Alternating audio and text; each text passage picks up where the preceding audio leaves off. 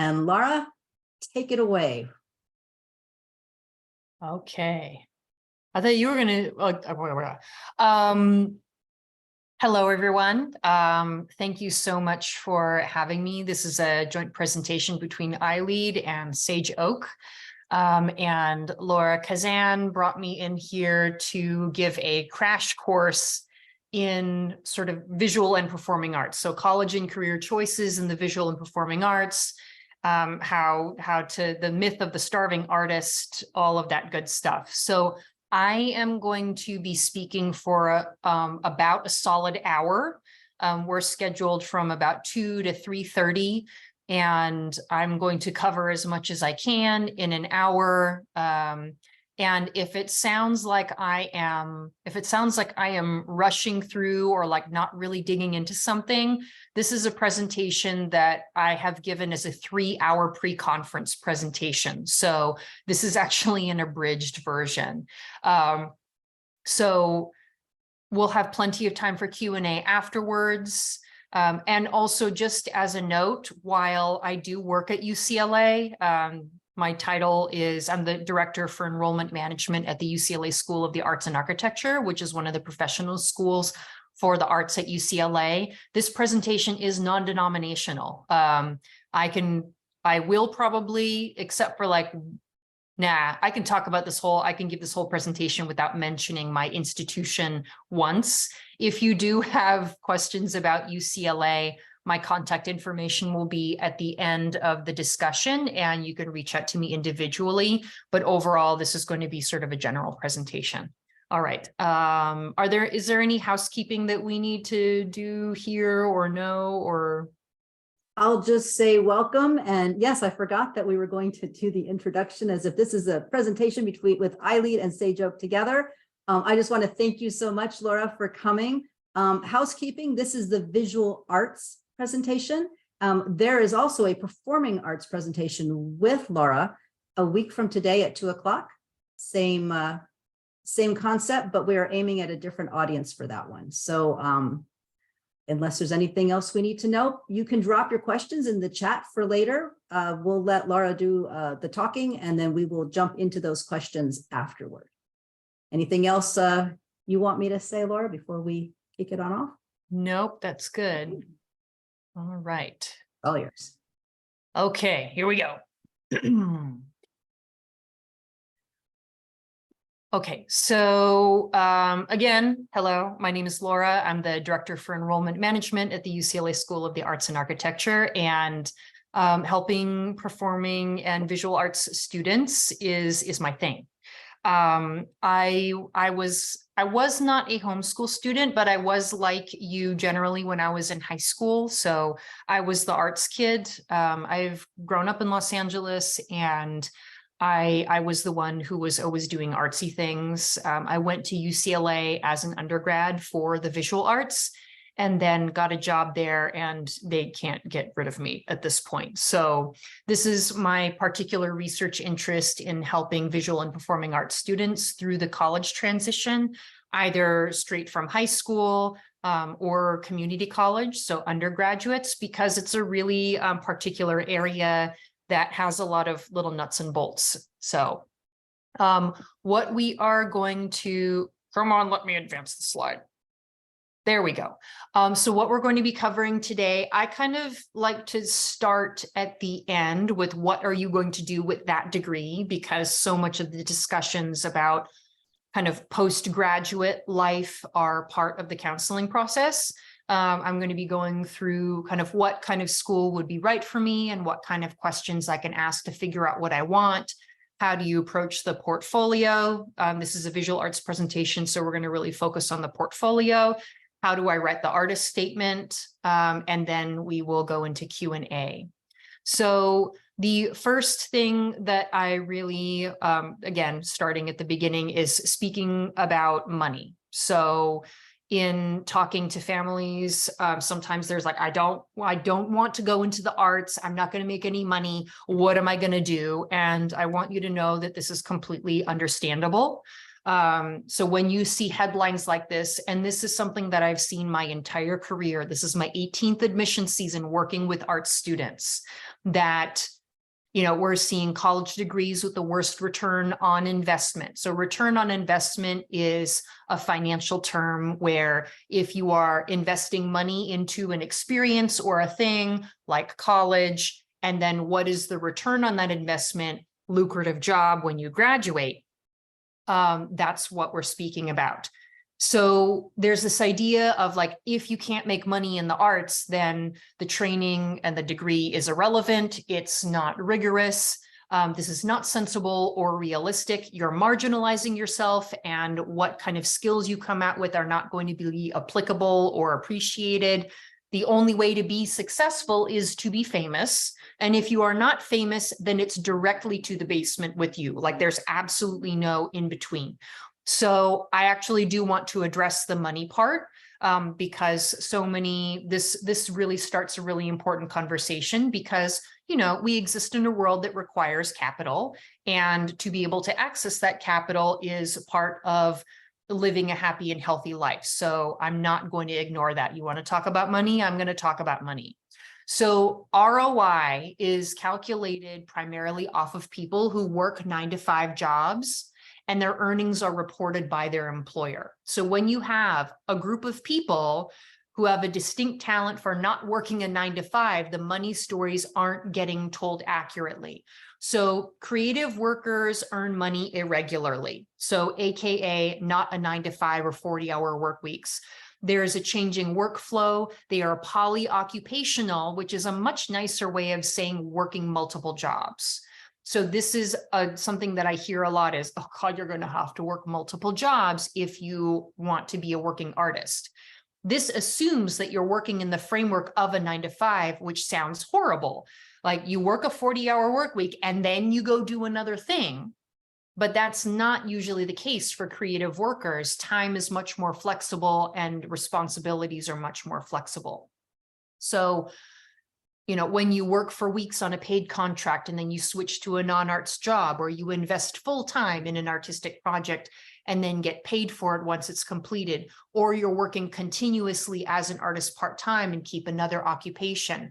47% of working creatives hold a second professional occupation that requires college training. This is like doctor, lawyer, educator. 62% of artists have a college degree compared to 35% general population. 30% hold work in education and health services, and 78% are or have been self-employed. So when you have this group of people that's very entrepreneurial and also very well educated, these are people who are going to work very, very hard at avoiding the 9-to-5 entirely. So this is visuals and story time. So this is actually a financial profile of a friend of mine. Most of my friends are creative workers. Here is one, and this is the way that they earn money. On a yearly basis, they do freelance photography. So around $50,000 in a course of a year. They do graphic design and marketing. That's about $80,000 a year. And they also manage a creative studio at around $40,000 a year. So when you run their money through the ROI calculations, which splits everything apart by industry and occupation, and my friend is working 3 separate occupations as categorized by the Department of Labor.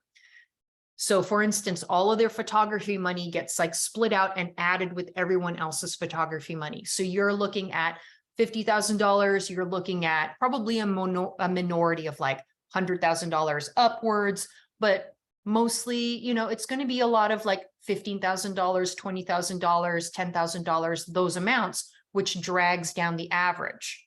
So if you look at earnings just by occupation, assuming that it's going to be a 40-hour work week, like photographer, it's going to be a smaller amount, and there's no recognition that whoever is doing that photography work, up to 80% of those people are earning money someplace else. So this is what happens when you put all of my friends' money together. So this is annually their total gross pay, which is, $170,000 a year, which is not bad. So this is all of the non-famous people who are earning money as creatives. So I want you to think about a movie. Who's the star? Who's the person's face on the billboard? And then I want you to think about all of the credits and all of those people. Those people are the regular people, and those are the stories that are missing. So you have people who, you know, photographers who run a music performance nonprofit, an architect who draws comic books, a graphic designer who teaches life sciences to pre-med students, the attending physician who keeps a painting studio, the law school dropout who runs a fashion label from his garage.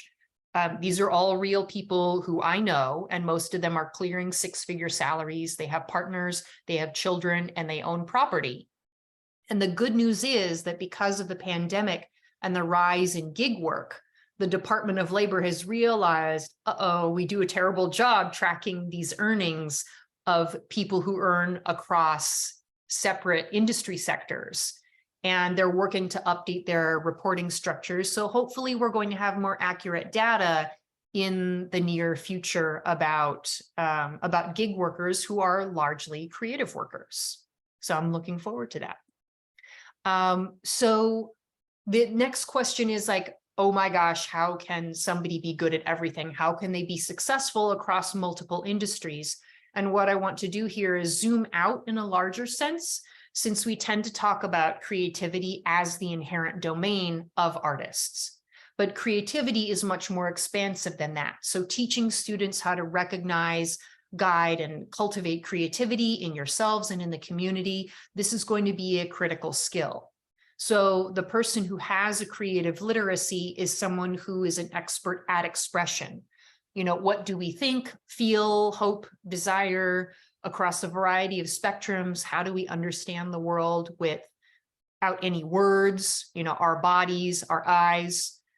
What does a piece of music, even though it doesn't have any words in there, why does it make us cry? Or maybe it has words that you don't understand. They're not in a language that you understand, but the music sounds sad and you recognize that.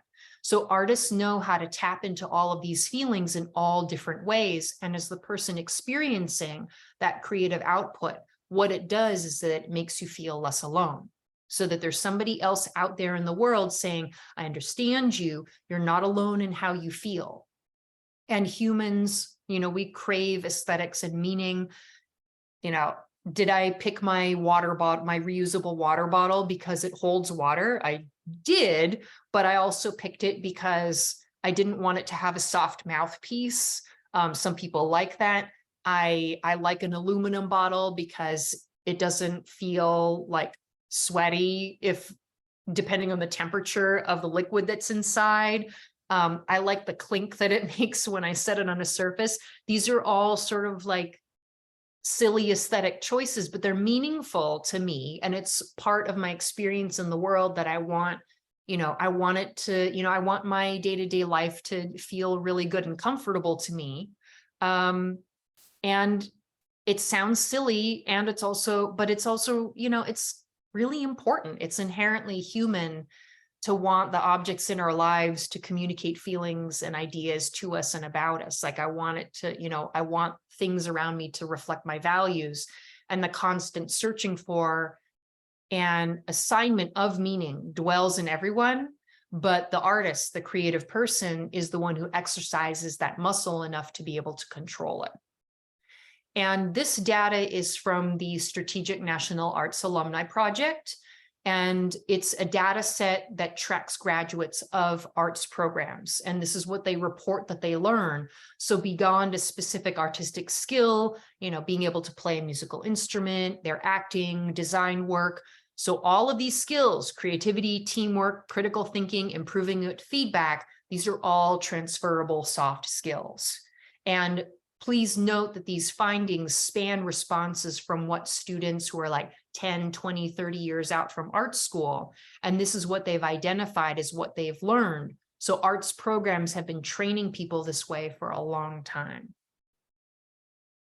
And then I want to connect all of that to the latest job outlook from the National Association of Colleges and Employers. So this is another kind of transition nonprofit where they're looking at How do students transition from college into the workforce? And these are all the top 5 attributes that employers are seeking on a candidate's resume. Regardless of industry, these are all skills that are listed as extremely important. Problem-solving skills, the ability to work in a team, strong work ethic, analytical and quantitative skills, and then communication and technical skills, which are a tie. So I hope that looks familiar to what we just saw over here. So creativity, teamwork, critical thinking, improving with feedback, project management, all tying into here. So creative people are really, really hireable. And this is a slide that I got from Metro State College in St. Paul, Minnesota. And I chose theater because theater majors often have like both visual and performing arts elements. And so it's a good place to see how, like, not only is the degree and the skills and the way that people apply their skills really wide ranging: assistant attorney general, data integrity analyst, director of entrepreneurial studies. So all of these are really versatile kinds of careers. And also I thought it was really important to show how much creative people tend to stick around in their community after they graduate, because the majority of these jobs, Metro State College is a public institution that's very much rooted in their community. And most of these jobs, you can see they've stayed in Minnesota. So a lot of the times when I hear like a lot of messaging that I get from like the grownups in students' lives is they want their student to go into something, they want their kid to go into something like sensible, like technology or business. But any discussion of the creative economy always includes technology and business. So the creative economy is an emerging concept dealing with the interface between creativity, culture, economics, and technology in a contemporary world dominated by images, sounds, texts, and symbols. So while writing and being able to express yourself in a language is important, there are all of these different ways to communicate. And how you do that in a nuanced manner is by understanding culture, which is inherently creative. So this is a very busy slide, but in connecting the dots, this is a slide that I adapted from the New Mexico Department of Economic Development. And, we have this idea of the artist as this eccentric genius. This is very much kind of flavored by our culture in America of, individualism and exceptionalism.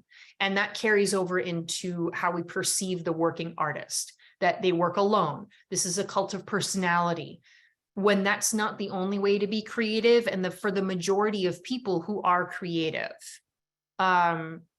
they work in community. You need your community in order to make art and be creative. Like your people and where you are and how you're rooted into like a place is critical. So cultural and creative entrepreneurs, so people who are storytellers, who are innovators, you can't exist in a vacuum. You need a rich, creative, and cultural environment, this ecosystem, in order to thrive. So,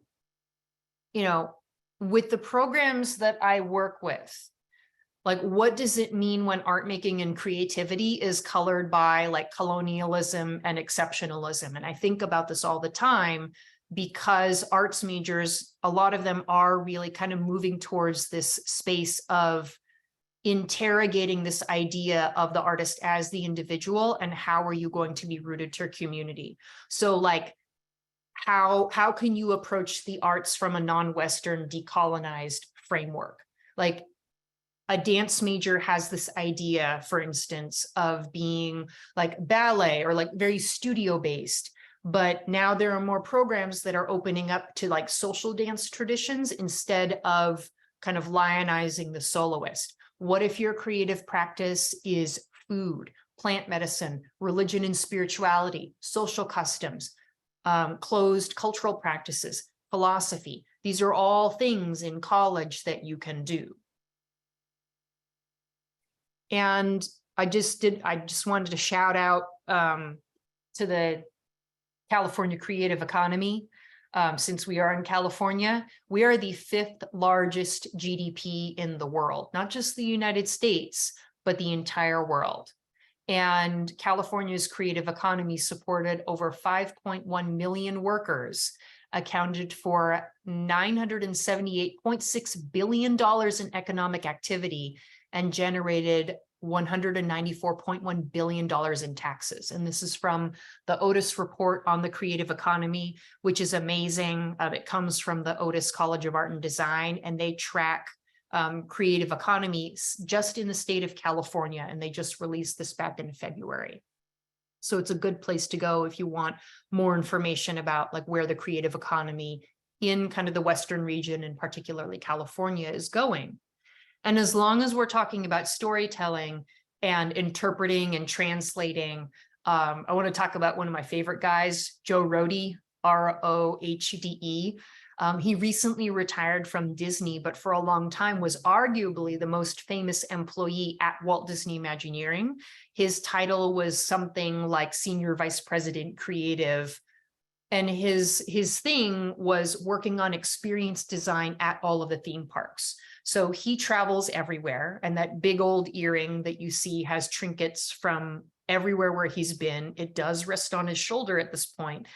And I heard him speak once, and he was talking about how he builds his teams when they're going into projects, and he wants to hire people from everywhere. He's like, I need everyone on my team.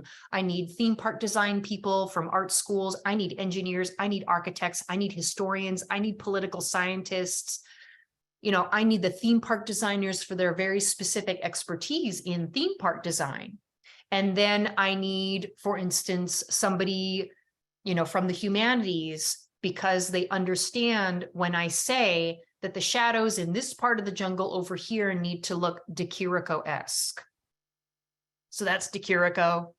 It's the painting, The Song of Love. He was an Italian Greek surrealist painter. And one of the things that he said, what is especially needed is great sensitivity, to look upon everything in the world as enigma and to live in the world as in an immense museum of strange things. And so for all of the talk about like STEM and business and STEM and business, like this is supposed to be the thing, so you can make a bunch of money right away. There is data from the American Academy of Arts and Sciences that says that liberal arts grads, they do start with lower salaries, but they catch up real quickly with STEM and business grads. So, and in the meantime, they are also the happiest. So 87% of workers were satisfied if they came from the humanities, they were satisfied with their work. So tying this all together, creative people, we know how to bring people to the conversation, imagining possibilities, highlight and support existing assets. We know how to prototype and experiment, build momentum, know and love place, and support and celebrate unique and important strengths that are already here. And I do want to take a moment to talk about job automation, because artificial intelligence is something that everyone is staring at right now. There is literally a website called willrobotstakemyjob.com, and you can go on there and plug in whatever it is that you want to see, and see whether or not, like, if this is a future job that you might want to have, will robots be able to do it in the future? And the arts are overall really robot proof because they require a high level of expertise in unpredictability. So does surgery, for example. Robots can perform an appendectomy, but a human being is the one who has the ability to suspend judgment out of respect to the individual in front of them, and knows consciously that this is a person and their unique needs are critical. And that's what you want in a surgeon, and that's also what you want in an artist. You're able to adjust outside of the algorithm to the human being, and remember, like, you know, humanity is expansive and complicated and messy, and really keep that in mind. And that's what artists really do well. And so I'm just going to land there, because you need a visual. Artificial intelligence still really, really struggles with hands and fingers. So just as a parting gift, nobody will want to see Hamilton performed by robots. So there's always going to be a need for creativity and the arts. All right, so now that we're all on the same page and we are comfortable, now I get to talk about choosing the right fit school. So there are several different types of institutions that distribute arts education, and I'll go over what they are and how they're characterized and kind of what kind of student would like a certain kind of a program. I'm going to start with four-year colleges and universities. These are both public and private. You're going to find a broad-based liberal arts curriculum. And the idea is that if you're the kind of person who reaches outside of the arts to get a lot of ideas for projects and inspiration, that the liberal arts studies can and should inspire your artistic practice. I got a lot of really good ideas for paintings from my microbiology classes, which were all slide lectures of very fun stuff. You know, the opportunity to double major or minor if you want, if you're interested in like design and neuroscience, or art and psychology, you can do that. If you want to switch majors entirely, if you are very interested in academics, and I guess, you know, if you come in as an art major and you do take a microbiology class and go, "Ooh, I love microbiology," then you can switch majors without actually having to switch schools. And if you want the university experience, if you want to be around all different kinds of people, if you want clubs, if you want Greek life, if you want athletics and all of that, you can still want that and be an arts major. And if you are looking at schools where it's like, I really want like a very more like intimate kind of art school type experience, you can look for schools like this that have professional programs in the arts. It's almost like a school within a school where the curriculum might be more dedicated, the programs are smaller, there might be a supplemental, like a portfolio requirement for it to get into that program, and you still get the benefit of being at the big institution. Performing and visual arts schools. So the majority of these are private colleges where the funding is primarily from tuition and endowments, and it is a smaller college atmosphere. So on the larger end, these types of schools are a few thousand students. On the smaller end, a few hundred. So, and everyone there is going to be in the arts. So if you've ever had this experience of, you know, like if you want to just be surrounded by everybody who's interested in the arts all the time, like I want to walk across campus and I want to know that everyone there is creative and an arts major, and that's part of your inspiration process and gives you a lot of energy and drive to do what you do, then being surrounded by others that have a passion for this, like this is where you find that kind of community. And the liberal arts still are required for graduation, but the courses are usually geared towards or designed for artists. Like the math class isn't just going to be a math class for everybody. It's going to be a math class with the understanding that everybody in that room is a creative person. Maybe, you know, maybe didn't have the best luck with math in school and want just a different kind of entry point into that. So all of the context of the academic information is going to be triangulated to, like, if it's a bunch of visual artists in the classroom, a bunch of performing artists. Conservatories, I know this is a visual arts crowd, but it is something to just keep in mind, especially if you're kind of on the fence.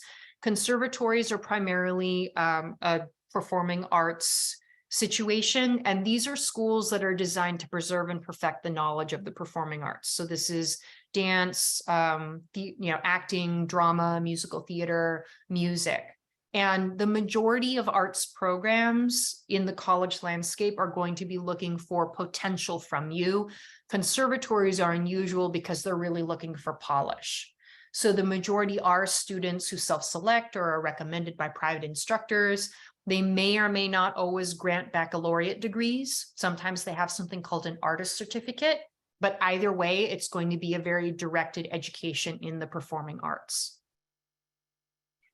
And then for community colleges, so if you need a little bit more time, you know, if you're not quite ready for a 4-year, if you need some time to adjust or redirect, if you need to build or expand arts knowledge to be, kind of be in a better place in terms of your portfolio. If you just need, kind of a clean slate from high school, if you need to save money, community colleges are fantastic for this. In terms of making sure that you kind of keep on path, knowing where you want to end up can be really important in this process. So community college transfer requirements, depending on the school, can be very, very different from school to school. So if you are going to community college with the intent to transfer, if you've got a couple of schools in mind that you're interested in, you can go to them and say, hi, I'm transferring. This is the community college that I'm going to.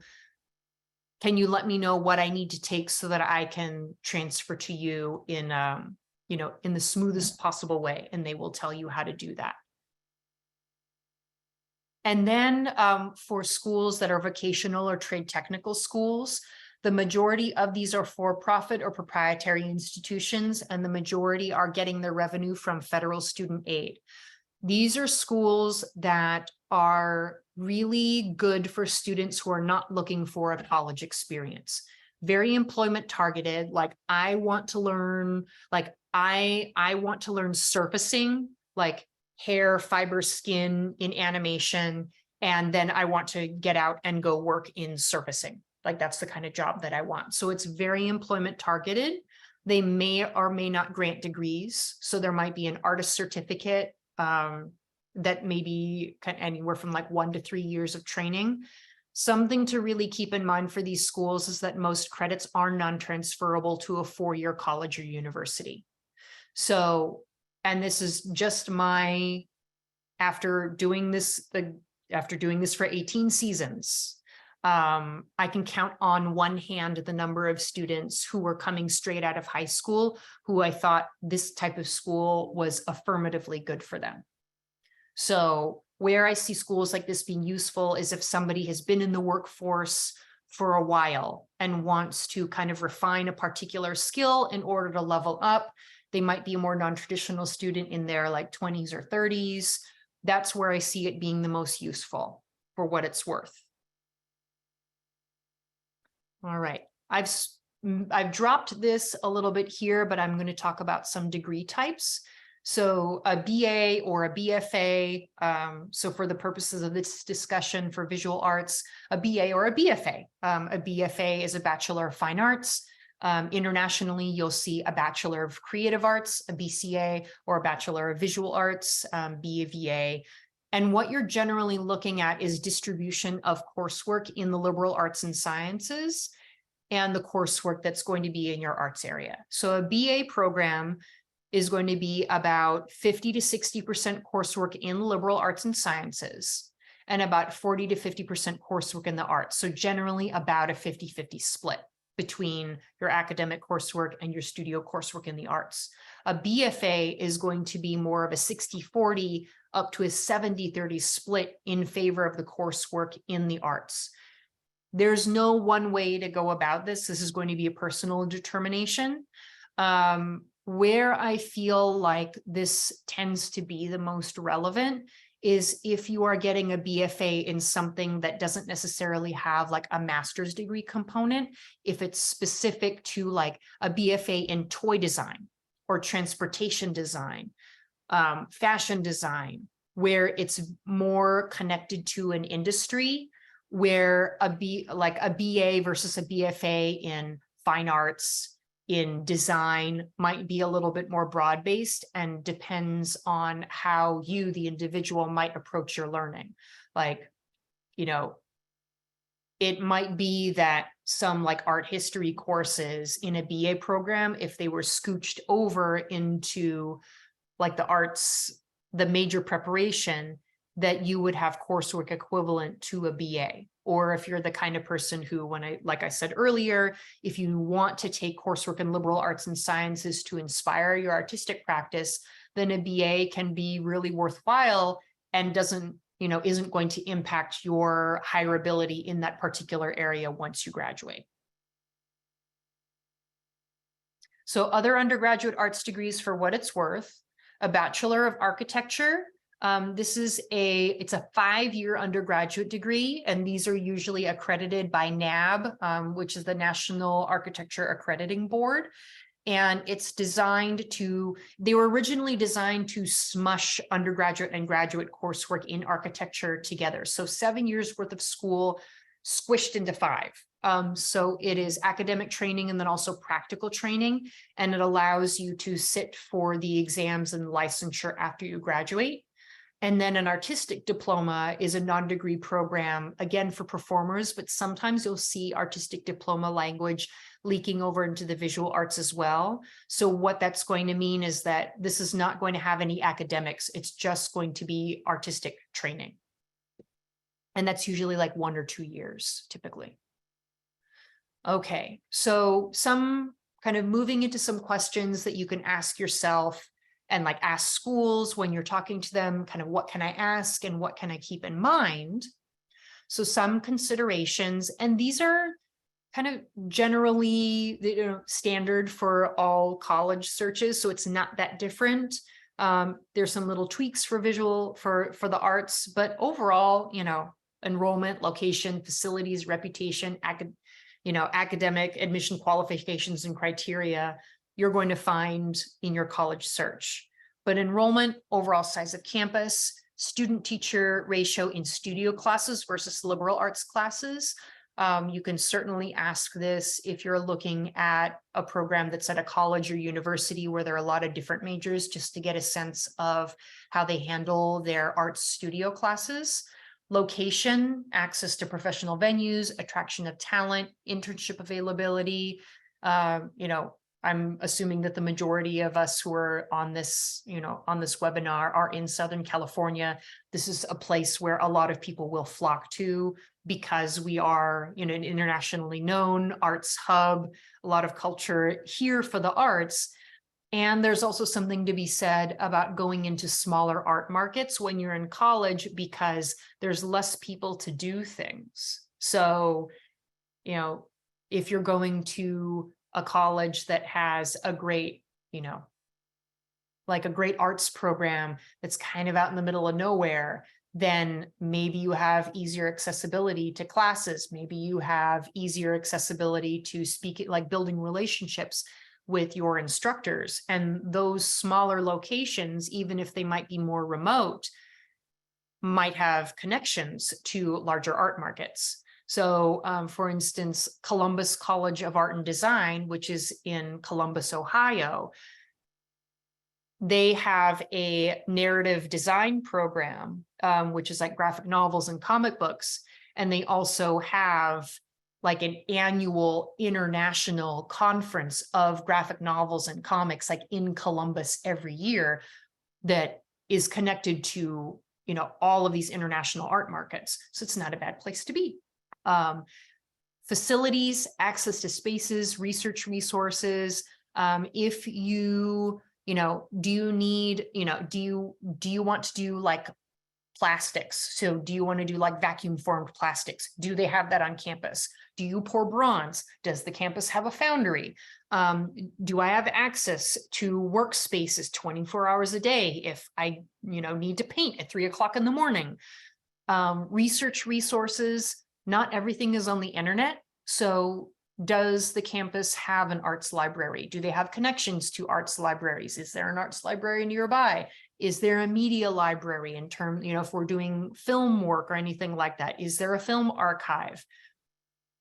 Reputation, instructors, industry respect. Is this really a good fit? This is probably the only time that I will ever talk about my institution explicitly, because this is an experience that I have quite often where somebody runs up to my table and is like, oh, I've been wanting to go to UCLA because like I work for a fairly well-known school.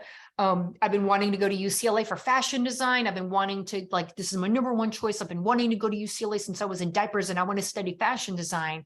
And we absolutely do not have a fashion design major on campus, like nothing resembling it, no coursework, no nothing. We have historical costume design in technical theater. That is so not fashion design in the least. So then that becomes a discussion of, do you want to come to UCLA by any means necessary, or do you want to go to a really amazing fashion design program, which is the major that you want, that has the industry connections that you need in order to be able to get into the field, which is really relevant. And then the last thing to speak about is admissions qualifications and criteria, how creative talent is viewed in relationship to academics. Because a lot of these programs, if they are asking for a portfolio or creative supplemental material, you can be reasonably assured that that is going to kind of set the tone and the context for your admission decision there. With those schools, if it is a B program, if it is a baccalaureate program, either a BA or a BFA though, there still is academic coursework that you will have to complete. So your academic performance is going to be important and it is going to be looked at. Every school is going to have a minimum GPA requirement. They're going to have some kind of a bottom line, and just ask them what it is. And then that's where the starting point is. So what usually happens in these in decision making is, if the school has, say, a minimum 2.0 GPA, and they're looking at two students, trying to make a decision between two students, and if their portfolio and supplemental materials are feeling about the same to them, and one of them has a 2.5 and the other one has a 3.5 GPA, they're more likely to go with the student with the 3.5 GPA because there is this overall indicator of success within an academic environment. But if they love the portfolio of the 2.5 student and are kind of like, this is okay with the 3.5 student, they're going to take 2.5. So just generally speaking, just keep the academics as high as you can. We understand that there's a lot of flexibility, that creative students use their time differently, and sometimes they engage with academic subjects and like classroom information really differently, which is why we have that flexibility there. But if you're coming with a strong portfolio and really solid academics, then that also kind of makes scholarships more available too. So just putting that out there. Just try not to, in college admissions, we're just like try to avoid D's and F's. That's all. Okay, so kind of ways to research more programs, kind of continuing on with this, visiting school websites to see current student work. This is the cool thing about arts programs, because, you know, if you're interested in political science, then can you read student papers, or can you see research interests that undergraduate students are doing? Like sometimes it's a little bit more difficult to get that, but with visual artists, you can look up social media, the school websites often have a lot of current and past student work. So there's a lot of visual evidence that can help you kind of figure out like, oh, like this is what the kind of work that they're doing. This looks like work that I don't know if I can do it yet, but that looks like fun. And it can be really inspirational that way. You can speak to an admission counselor. Oftentimes with admission counselors, especially with the private art schools, you can get a portfolio review from admissions counselors, which can be really helpful. Attending info sessions, speaking to instructors, visiting classes, you can go on campus tours. And then sometimes if you've got the time for it, then there are pre-college and summer programs. And I do kind of want to circle, really kind of like sit with summer programs for a moment, because there's a lot of emphasis on summer programs. The question that I get is like, is it going to help me to do a summer program? Like, is it specifically going to help like in the admissions process to do a summer program? The good thing about summer programs, these are the good things. You get a break from the school year. It creates a lot of space for being creative for the whole day. Like, does that feel good to you to do a creative thing for hours and hours and hours on end? You get to make new friends your own age who have common interests, the experience of new mentors, new instructors, environment, facilities, equipment. If you're particularly interested in a college, then you can just like be there and eat the food and see what the campus feels like at night to really get this sort of environmental feel. Will the summer program help me get in? Maybe sometimes, but should it? Because the majority of summer programs are first come, first serve. So whoever like finds out about the program first and has the ability to pay usually can get in. So should the ability to sign up first and pay prioritize you as an admission candidate? And I've seen this go both ways. I've seen people get prioritized because they did summer programs, and I've seen people where like, oh, that person did the summer program, like they're not a good match for this school. Both ways I have a problem with, because you should be able to be considered in the admission process with the information that you are submitting and not on kind of anything else, because this is an access issue and this is an equitability issue, and it is an issue of fairness. So if you do want to do a summer program, do it for you and your own creative development and your own artistic development, as opposed to like, this is going to game the system in some way. What do I think about summer programs? I think that you should Google Italian teachers summer homework. This is an old article that came out around 2015, and it's still one of my favorite internet things. And it takes on a lot of relevance during this time when we are really focused on mental health. And this list has 15 items on it. Those are 3 that I picked. And if it's not obvious, you could pretty easily fit some drawing or some singing or some cooking into all of this. So, read as much as you possibly can, but not because you have to. Read because summers inspire adventures and dreams. And when you read, you'll feel like swallows in flight. Read because it's the best form of rebellion you have. And the teacher who wrote this, he said, I think that the radiance of summer, especially during adolescence, could have a special spiritual influence. And how this connects to creativity, and where I see that kind of summer homework feeding into creativity. There's this short essay called Make Your Schedule, Manager's Schedule by Paul Graham. And Graham is a programmer, he's a writer, and he's an investor. He has a PhD in computer science, and he also studied painting, came up through like the 90s .com era in the Bay Area. And so in his essay here was a big deal to me as an adult, because in my working life, I've instinctively protected huge blocks of time during my workday. And I thought it was because it was like my dad, who's a software programmer, and he wants like hours-long blocks of time to do things. And then when I read this essay, I was like, I know so many creative people who work this way. And this ties into this earlier bit about how creative people don't work a 9-to-5 because they want more autonomy over their time. And in this essay, Graham specifically talks about how his favorite working hours were after dinner until 3 a.m. because it was quiet and it was uninterrupted.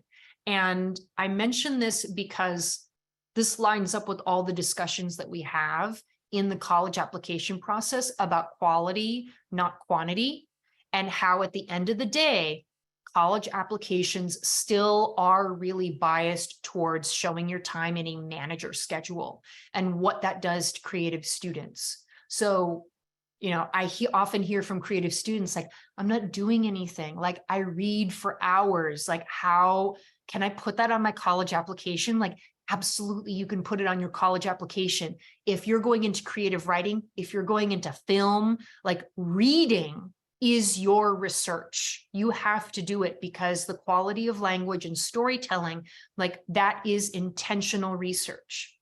And how do you talk about it in this application? Like, how do you talk about your time management and your executive function relative to your pursuit and like development of your particular creativity? So this is something to remember, like how you spend your time. You're never doing nothing. This is Octavia Butler. She's a science fiction writer, Parable of the Sower. If you like, you should read it. She's from California. And when she worked a lot of full-time jobs like dishwasher, warehouse worker, potato chip inspector, and then she would go home and write. But when she was inspecting potato chips, she was also writing. When she came home was when she actually wrote it down. So like, I know that there are parents and guardians and people who take care of young people here in this presentation as well. And I want to connect to that discussion as well. Like, do you think that the word parent encompasses everything that you do in that job? Do you think that the word teacher encompasses everything that you do in that job? Because when you're talking about like raising kids, whether as a parent or a teacher, like you are cultivating young people, you are running a classroom, you are running a household, the responsibilities, the duties, the executive function, the problem solving, the flexibility, the ability to step outside of the algorithm. Do you think that the word parent or teacher or counselor encompasses everything that you do? So when somebody says, like, I spend 30 hours a week drawing, how much work, thought, preparation, time goes into drawing in the same way that you are a parent or a teacher or a counselor? All right, so visual arts portfolios. I'll speak briefly on this. So what do I want to show? And I put that question there intentionally because a lot of people will ask me, like, what do they want to see? And I want to put the power back in your hands here, because you're not making work to make us happy. You are making the work that you want to make, and then you are finding a school that appreciates it. This is a conversation. I know it feels like you're offering up all of your work and being like, love me, please. But this is still a two-way street. You have to like us too. And so approaching this as a conversation, I hope will help you feel like less burdened by this whole process. So visual arts portfolios generally. So if you're, this can be fashion design, this can be fine arts programs, photography, sculpture, drawing and painting, any kind of design work. Generally, what they're going to be looking for is you're going to find work that falls into 3 distinct categories: observational, personal, or a prompt. So some colleges are going to look for a combination of 2 or 3 categories, and some want to see 1 category. What you're going to be looking at for most schools is 10 to 30 pieces of your recent strongest work.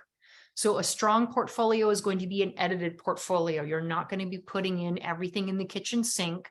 There's going to be, so if you're applying to multiple schools, there's going to be similarities, certainly. Like, you'll probably have like a couple of pieces, like these are strong pieces, these are my best ones, and they're going to go into any portfolio that I send. And then maybe you're going to tweak some here and there depending on the program that you're applying to, because you feel like, oh, well, this school needs a different kind of a conversation and approach than like this other school. So you tweak it a little bit.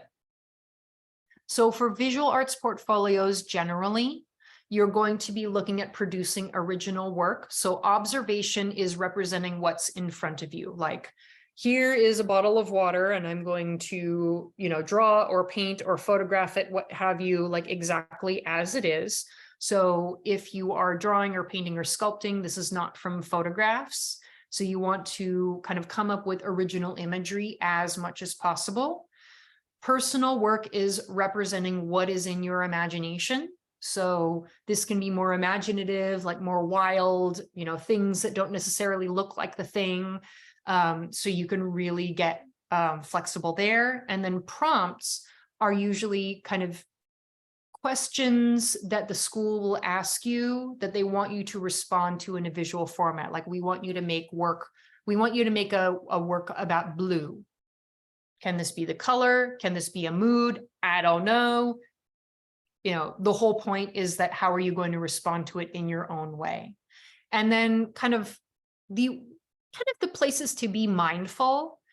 So manga and anime, fan art, and celebrity portraits are something that we see in arts school portfolios quite a bit.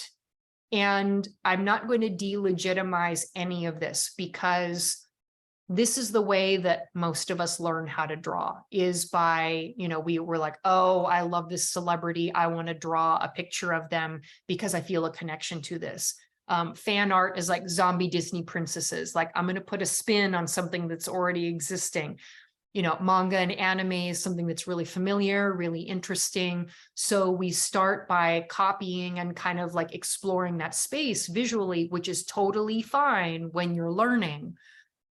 We want to kind of step it up and out when we're applying to arts programs, because when you are dealing with something that has a really strong place in pop culture and that already has all this story and narrative and like, you know, like imagery around it, can you put your thumbprint on it effectively? And that can be really difficult to do.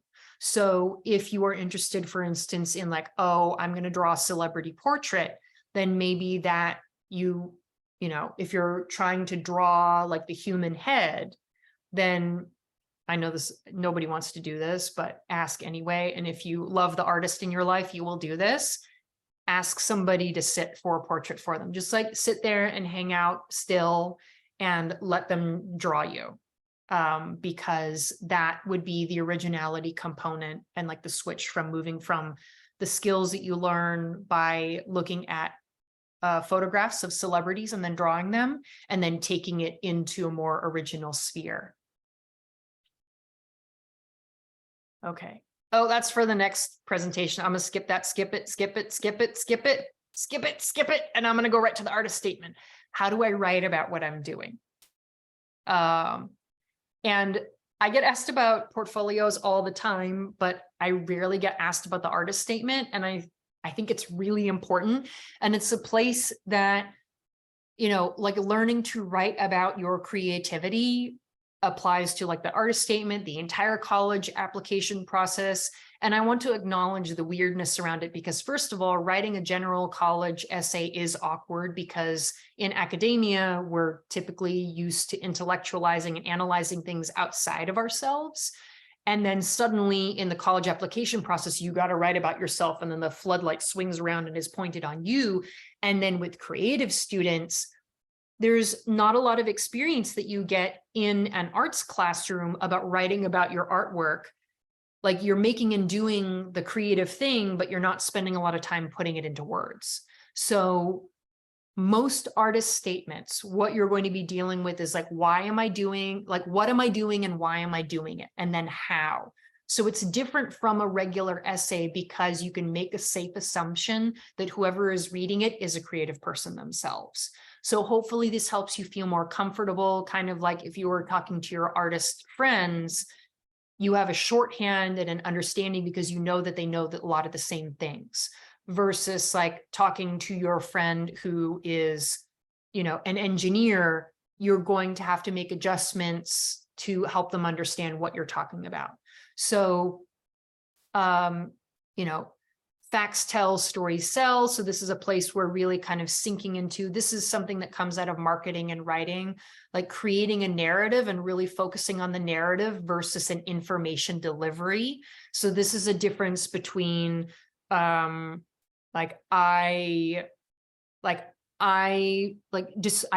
hear a lot of like describing, like, I'm going to take this, like I took this paintbrush and I'm like this neon paint, which, you know, means like, this is why I chose the color. And I made these like bold brush strokes.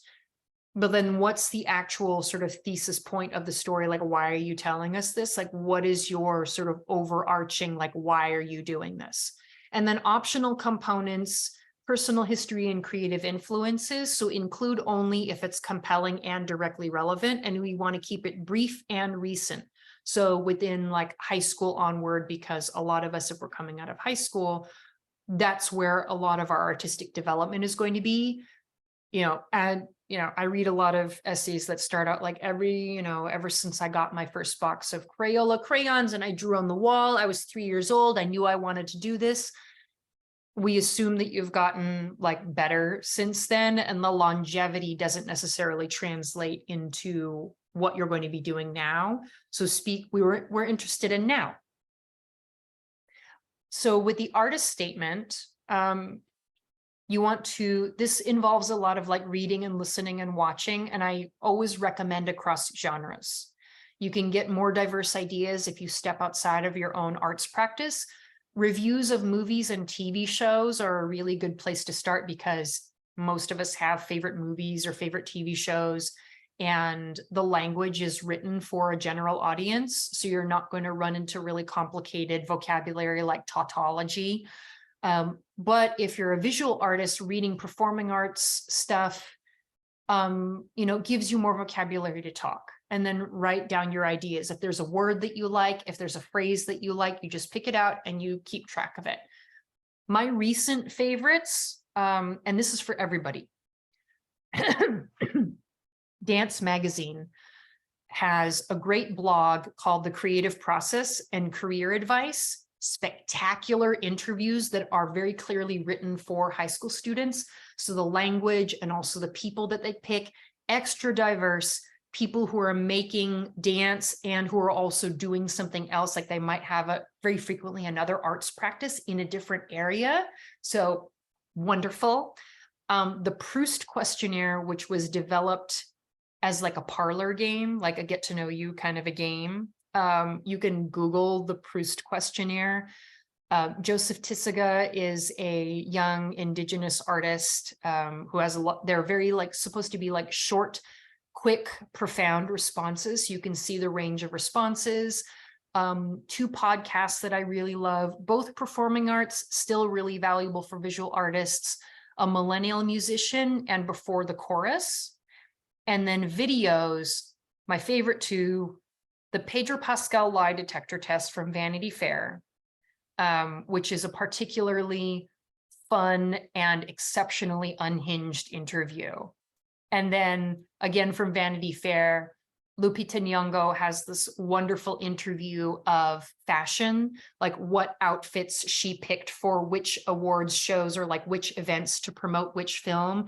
And it's this full 360-degree discussion of what you wear and her hair and her makeup and her posture and what event she's going to relative to what film she's promoting and what project she's promoting. So good. All right. And then assembling the story once you have all of this foraging and gathering. The college essay guy has some really wonderful writing exercises, the values exercise, the BB's exercise, and then supplemental essay exercises. And then for students, the art prof artist statement, if you just do an internet search on these, you'll find it. The art prof has a 1-minute version, a 3-minute version, and a 50-minute version. They're all fantastic. And then if you want to step it up for counselors or parents or guardians or grown-ups, or if you're a very ambitious student, the Columbus College of Art and Design artist statement video, it's actually done for graduate students, but I think it's still really, really good. It's an hour long. And the person who is delivering it, Dr. Jennifer Schluter, is a screenwriter. So her sensibility on what to do and she spends a lot of time talking about what to do as opposed to what not to do, which I think is really effective, particularly. So, all right. There's my contact information.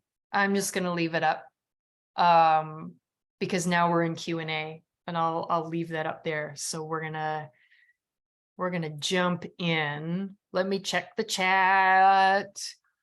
How do you want to best do this, Laura? Do you want to say questions in the chat? Yeah, you can put questions. You can put questions in the chat. If you want, if anybody wants to raise their hand and speak up, we can do it that way. I'll go with whatever you want. Let's give it a minute. If you have a question, drop it in the chat.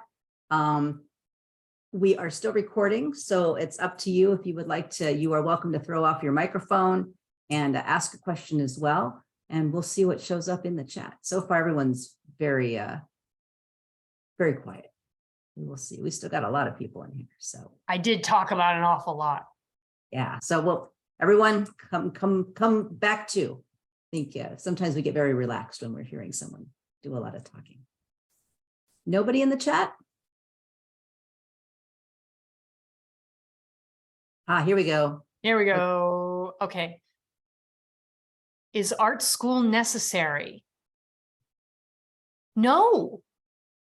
I don't think that that's controversial for me to say as somebody who is in higher education. I think that, no, it's not necessary. I mean, being a creative person and being a creative, like working in an arts field and getting work in an arts field, is certainly one of those places where you do not have to have a college degree. It's more about like what I feel like this is kind of a question of community and where you feel like you'll be able to find your community, because it's your network and your community that are going to be the most critical for like the way that you're able to move throughout and like make a creative life for yourself. And some people can do that and do that without college. And I think that that's a really important discussion to have, because the cost of college is rising. And if we're looking at a career path that is inherently entrepreneurial, that earnings potential right out of the gate might be a little wobbly, and not having a bunch of debt does, and this is for everybody, like but particularly if you're going into like an arts or humanities based field, it, statistics does show that students take a little bit more time to kind of gain professional footing and get their earnings in a place. So if you are in a position where it's like, look, like I need to make a lot of money right out of the gate. Maybe you have family to support. Like if you've got family that's a line item on your budget, that matters. And that does affect your choices. So, how are you going to navigate that? And I do, there are people who go straight into the workforce and, who have that kind of talent. And a lot of arts, arts careers are very welcoming to that. If you have a certificate, if you just know how to do the thing and you're inventive enough, then you can do the thing. So it's okay. But then I think a lot of people, when they choose to go to college, this is a part of their own practice of liberation, because that's really what education is supposed to do, is it's supposed to liberate you. And liberation also includes financial abundance. So that is an individual determination. But like my answer is like, do you need art school in order to be able to successful or like work as an artist? You don't. Will it help you build community? Will it help you get to your community goal faster or in a way that you feel like is what you want? It might. And will that be consequential for your career and ability to work and participate? It will. But, also creative people are very independent and iconoclastic. And if they don't want to go to school for the thing, then they might figure out a way. And that scrappiness always has a place too. Okay, so next one for college applications for a portfolio. Do colleges want to see a theme in the work, or do they just want to see what you can do? Theme, like a theme in a visual arts portfolio, like if the theme is yourself and you can define that theme, and what if your kind of individual theme, like here's what I'm interested in. This also kind of speaks to this. Yeah, I get a lot of questions like, like, do you want to see diversity in the portfolio? It's like diversity is a really big word, like theme is a really big word. So that becomes a question of like, what do you, what kind of cohesiveness do you want to see in the portfolio? Depending, and this is a good question to ask the school, is how are they going to define, like, do you want to see that I can, that I have a lot of versatility across a lot of different studio areas? Or do you want to see that I can, do a very particular thing? Like if you're applying to transportation design programs, they usually have very particular like things that they want to see in the portfolio that relate to transportation design. Fashion design is another one, like figure drawing and like mock-ups of fashion are very frequently seen in fashion design portfolios. So there might be certain kinds of work that a program does want to see. Figure drawing is a big one. Observational work is a big one. Like, can you look at a thing and represent it very quickly? So those you'll find very commonly, because it is kind of like an elemental building block, you know, part of visual arts education, because from very frequently from like figure drawing and observational work, we can tell that you can do a lot of other things. Like those are transferable skills in terms of art school. So it's a good thing to ask when you're looking at schools. Okay, there's a question about UCLA in here that I'm gonna skip it, and I invite you to reach out to me over email and we can talk about that, but I can speak generally because the question is about scholarships. So scholarships are, you know, most arts programs are going to have some kind of need or merit-based scholarships. And each school is going to handle them differently. Merit-based is based off of like the portfolio, sometimes academics, sometimes a combination of those, and then need-based depending on your personal financial situation. Okay, so to build a portfolio, is AP studio art classes good, or piecemeal community college? So for AP studio art, it really depends on the instructor, because the agenda of the AP studio art exam, because the College Board has their own criteria for the AP studio exam. Sometimes when you are making work for the AP studio art exam, those are pieces that also can end up being useful in a college admissions process. And also they might not.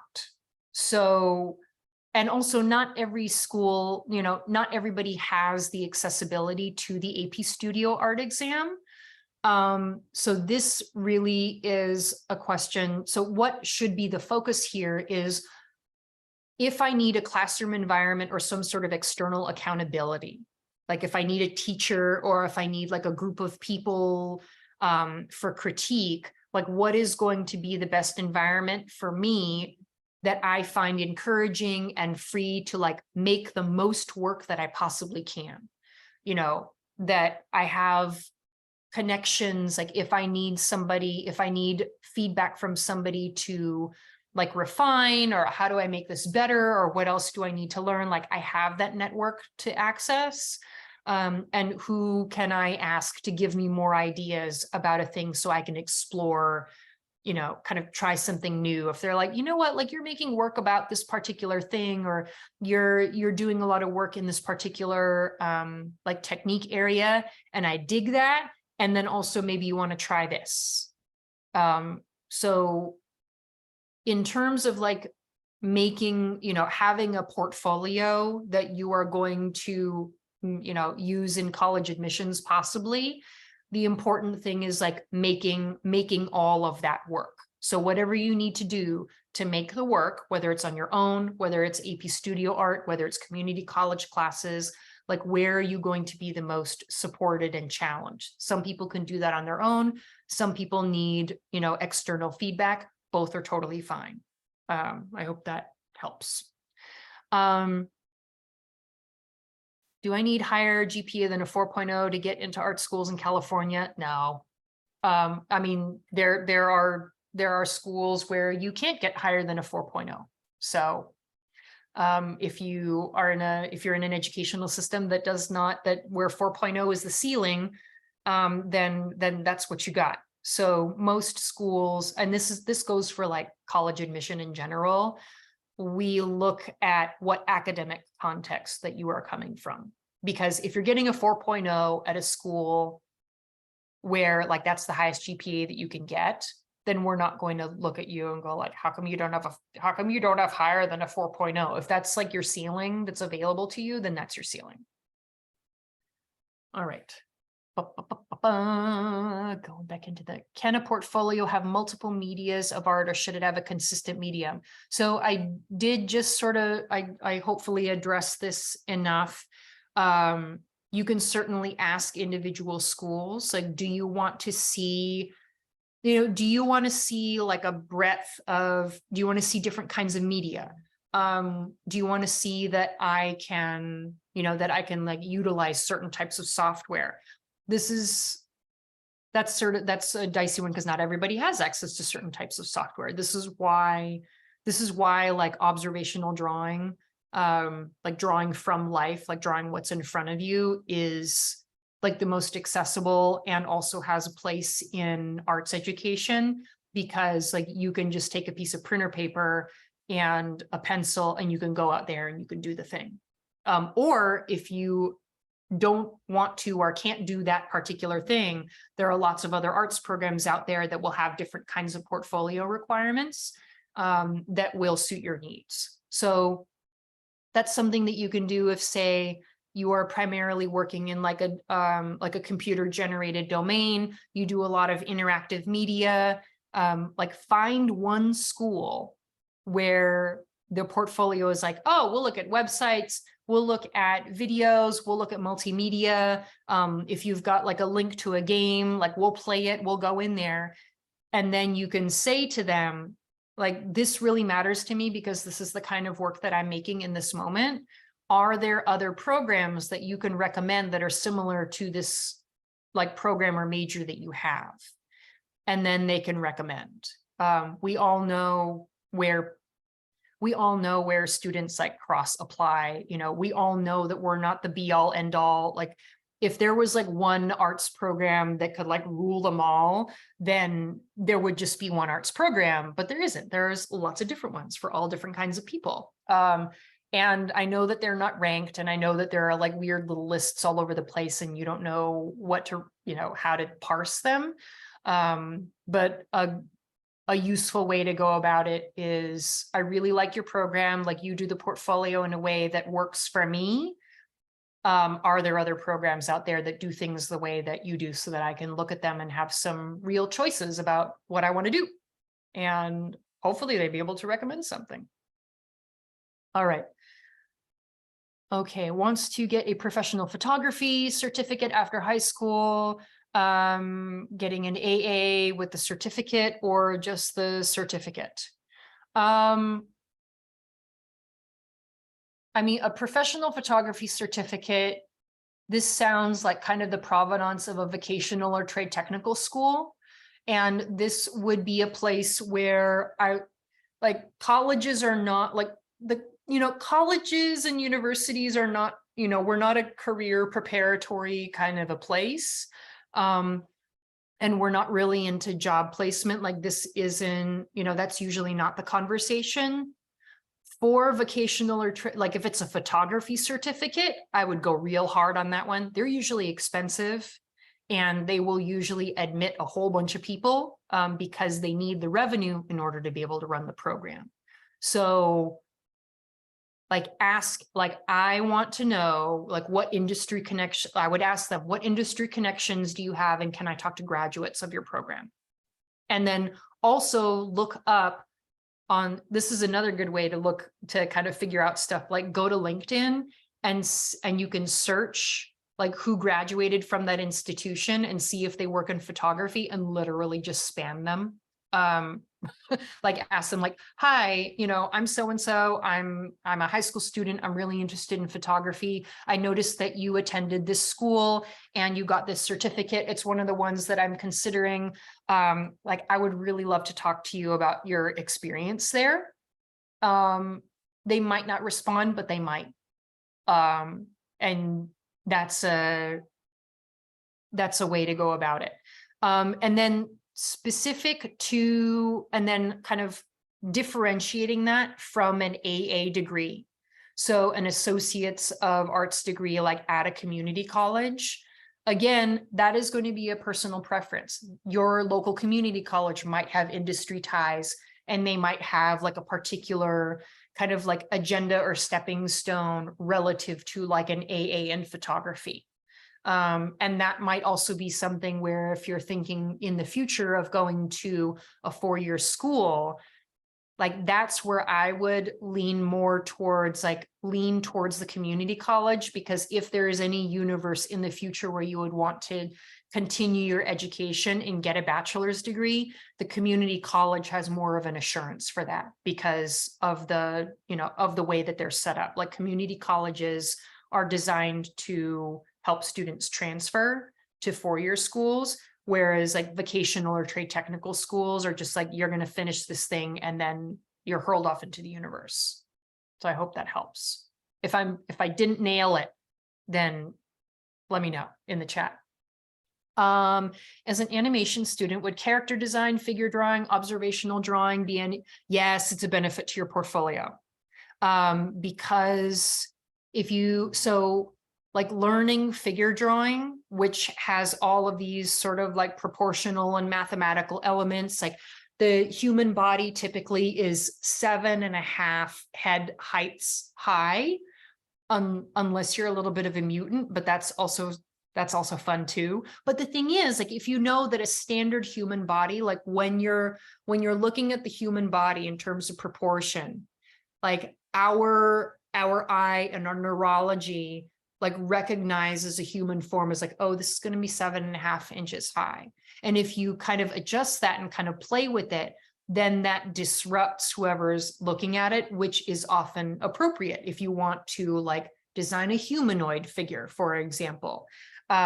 If you look at a lot of the old kind of animation mock-ups of like from Disney, you can see where there are traditional figure drawing components in terms of like how to build proportions, like what kind of, like how to, this goes across like gender, like how to build proportions and then how to kind of tweak that in service to whatever it is that they're animating.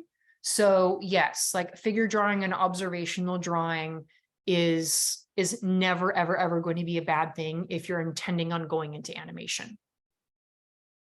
For homeschooling students who do go to physical school every day, where do you recommend the network and the community to get rooted in for creation?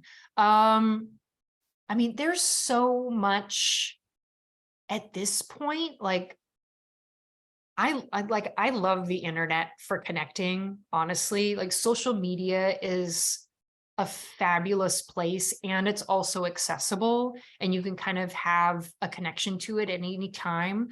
The website that I spoke about earlier for the artist statement, which is the Art Prof, I'm going to put it in the chat. The artprof.org or the artprof.com. I think it's org, but if I'm wrong, then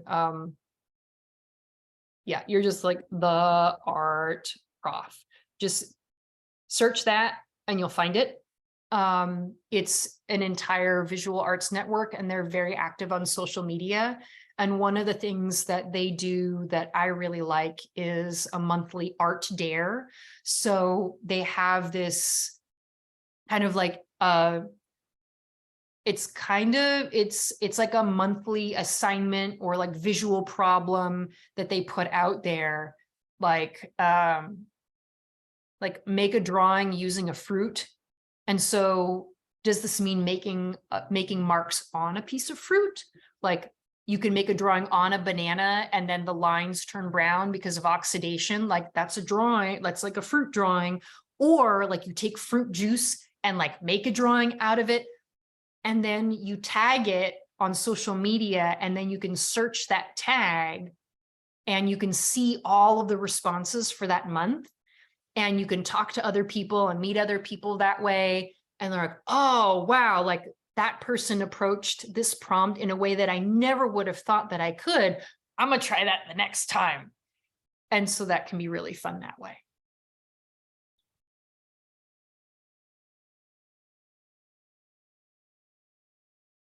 Did we hit the end of our questions? I don't know, but we're almost at time. If anyone wants to squeak in the next few minutes. Well, I'll remind everyone that we are doing the performing arts session at this time next week, 2:00 Thursday of next week. So I imagine a lot of this will be the same, but there'll be a specific area. It's gonna be a lot of like probably, yeah, a lot of the same jokes, a lot of the same facial expressions. A lot of the same slides. Yeah. But tweet to So- the performing arts. I'll talk about all those slides that I whizzed through, you know. Erin has the link for us, artprof.org. Thank you. I Okay, did get it perfect. wrong. Sorry. So what I'm going to do is I am going to stop the recording. So thanks everyone at home. Come and join us live next time. And I will stop the recording now.